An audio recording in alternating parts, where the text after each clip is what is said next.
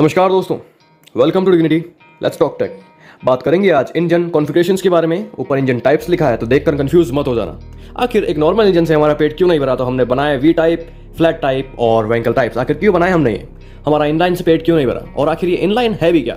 जिनको नहीं पता उनको आज सब कुछ पता चल जाएगा। ठीक है, तो बढ़ते हैं वीडियो के इंट्रो की तरफ। इंट्रो के अंदर अपन बात करेंगे भाई, सबसे पहले अपन बात कर लेते हैं कि इंजन होता क्या है। बेसिकली एक इंटरनल कंबशन इंजन ऐसा इंजन है जो कि केमिकल एनर्जी को मैकेनिकल एनर्जी में कन्वर्ट करता है। ज़्यादा कंफ्यूज होने की जरूरत नहीं है। वैसे अगर और डिटेल में जानना चाहते हो तो आई बटन पे 2 स्ट्रोक 4 स्ट्रोक इंजन हैं जो इंटरनल कंबशन इंजन के बारे में पूरा एक बेसिक देते हैं। ठीक है, बात करते हैं इंजन है क्या। मान लीजिए कि अपने को गाड़ी रन करने के लिए एक सोर्स चाहिए, तो उसके अंदर अपन फ्यूल डालकर as a rotation force generate करते हैं। केमिकल एनर्जी है फ्यूल, उससे रोटेशन जनरेट हुआ मैकेनिकल एनर्जी। तो ये एक इंजन का डेमोस्ट्रेशन हो गया बेसिक। अपन बात करते हैं कि अलग अलग कॉन्फ़िगरेशन की नीड पड़ी क्यों हमें, आखिर हमारा एक इनलाइन इंजन से काम क्यों नहीं चला। बेसिकली ये है कि अगर इनलाइन इंजन यानी कि एक सीधा साधारण इंजन से अगर कुछ पावर जनरेट हो रही है, टर्बोज और फ्यूल चार्जर्स और सुपर चार्जर अगर लगाने के बाद भी हमें उतना आउटपुट नहीं मिल पा रहा जितना चाहिए, और अगर कॉन्फ़िगरेशन चेंज करने से यानी कि उसकी डायरेक्शन, उसकी शेप चेंज करने से, उसके पिस्टन्स का एक एंगल चेंज करने से अगर हमें पावर थोड़ी ज़्यादा मिलती है तो हर जगह है। तो आज अपन बात करेंगे बेसिकली इनलाइन, वी, डब्ल्यू से होते हुए, फ्लैट बॉक्सर से होते हुए, अदर टाइप्स ऑफ इंजन। और फिर थैंक यू बोल देंगे। लाइक शेयर सब्सक्राइब जो कर सके ठोक देना बिल्कुल आपके लिए मेहनत कर रहे हैं। ठीक है, तो चलते हैं सीधा इनलाइन के ऊपर।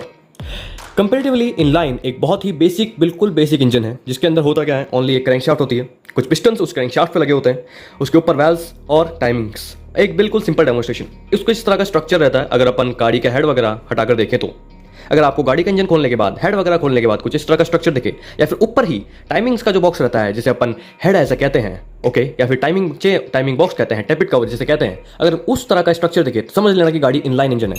इनलाइन इंजन बेसिकली बहुत ही डिसेंट और कंपेरेटिवली थोड़ा सा आसान इन कंस्ट्रक्शन और लो कॉस्टली होता है। ठीक है, इसकी पावर कंपैरिजन देखा जाए और टॉर्क कंपैरिजन देखा जाए तो बाकी इंजन से बिल्कुल बेसिक रहती है, एवरेज। ये भी नहीं है कि बिल्कुल गिरा हुआ इंजन है। ठीक है, इसके वाइब्रेशन सोर्स की बात करें कि वाइब्रेशन किस तरीके से होता है और पावर किस तरीके से प्रोड्यूस करता है, तो बेसिकली इनलाइन इंजन एक फिक्स कैमशाफ्ट के ऊपर है। यानी कि अगर आप नंबर ऑफ पिस्टन्स बढ़ाएंगे तो क्रैंकशाफ्ट के ऊपर जनरेट होने वाली पावर बढ़ेगी, लेकिन दिक्कत ये है कि उसके साथ इसकी लंबाई भी बढ़ेगी और गाड़ी के अंदर इसको एडजस्ट करना बहुत मुश्किल है। तो जो स्मॉल मीडियम्स गाड़ियाँ होती हैं वो बेसिकली 3 पिस्टन वाले इनलाइन इंजन को यूज़ करते हैं। इसके अंदर ओनली 3 पिस्टन्स होते हैं। ठीक है, लेकिन दिक्कत ये है कि वो थोड़े वाइब्रेट ज़्यादा करते हैं, तो थोड़े इंस्ट्रूमेंट ज़्यादा लगाने पड़ते हैं। इनलाइन 4 इंजन बेसिकली बिल्कुल गुड और वाइब्रेशन लेस इंजन होता है। ओके, ये था इनलाइन के बारे में। इनलाइन का समझ में आ गया।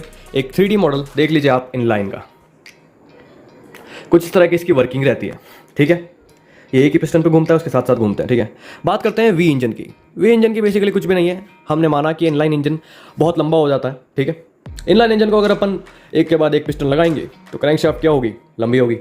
उसी को अगर अपन छोटा करके, मान लीजिए यहाँ पर है 6 इंजन, अपन ने क्या करा, 3 इंजन को काट कर एक अलग एंगल पे लगा दिया एक ही क्रैंकशाफ्ट के ऊपर। ओके, तो उसे कहेंगे अपन वी इंजन। एक एंगल के ऊपर हमने एक पॉइंट से 2 पिस्टन जोड़ दिए, फिर अगले पॉइंट से 2 पिस्टन, अगले पॉइंट से 2 पिस्टन। जहाँ एक पॉइंट पे एक पिस्टन जुड़ा था वहाँ पे 2 पिस्टन जुड़ गए। बेसिकली यही होता है वी इंजन कॉन्फ़िगरेशन, जिसके अंदर वहाँ पर 2 हेड हो जाते हैं, 2 टर्बोज आ जाते हैं और 2 पाइपलाइन जुड़ जाती है मैनिफोल्ड्स वगैरह मान के।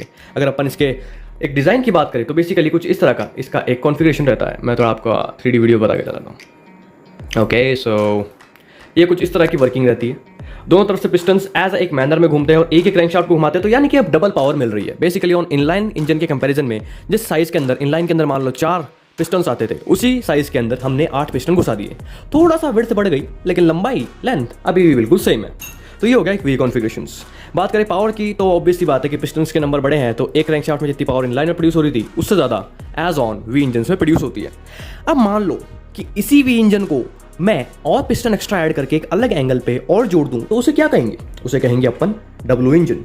बेसिकली कुछ लोग इसे डब्ल्यू इंजन कहते हैं, कुछ लोग इसे भी डब्ल्यू इंजन कहते हैं। तो दोनों ही एक तरह के डब्ल्यू इंजन है अपने अपने मैनर में।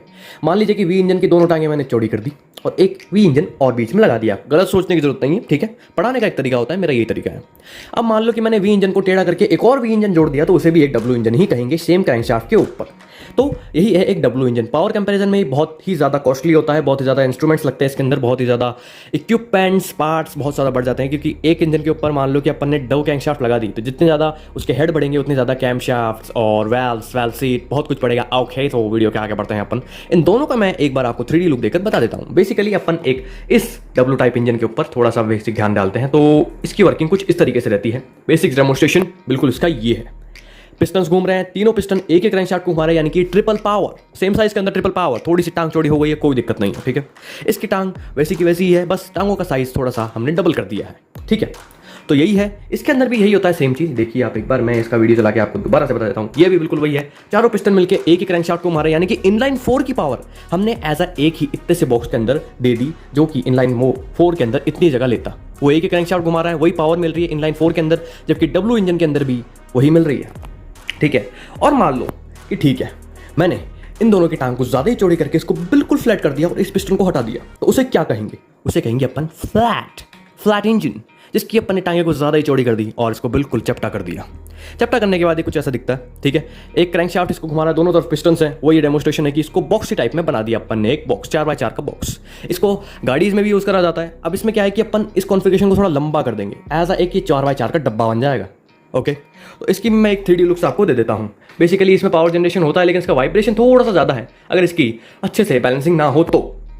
ये एक बेसिक डेमोस्ट्रेशन है एक फ्लैट इंजन की वर्किंग का। ठीक है, इसके बाद अपन जाएंगे एज ऑन बॉक्सर इंजन, या फिर इसे अपोस्ट पिस्टन इंजन भी बोलते हैं।